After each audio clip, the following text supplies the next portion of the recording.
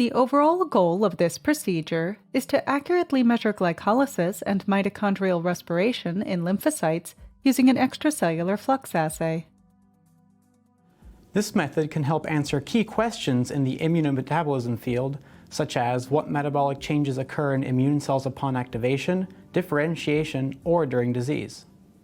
The main advantage of this technique is that it allows for the efficient and real-time analysis of metabolic profiles of over 90 samples at a time. Though this method can provide insight into lymphocyte metabolism, it can also be applied to other cells, including non-adherent cells that require plate adhesion with minimal disruption to their functionality. Generally, individuals new to this method will struggle because lymphocytes are fragile and require gentle handling to maintain their functionality and viability.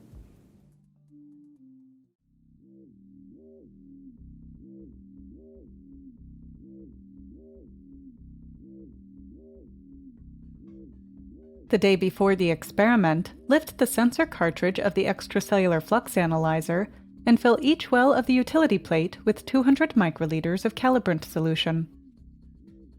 Next, lower the cartridge onto the plate, submerging the sensors in the calibrant solution, and incubate the cartridge in a 37 degrees Celsius incubator without carbon dioxide or nitrogen overnight.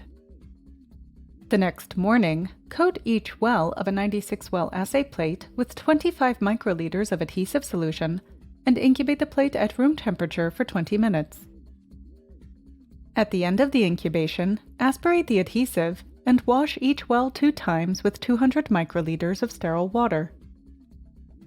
While the plate is air drying, place a 70-micron cell strainer over a 50 milliliter conical tube.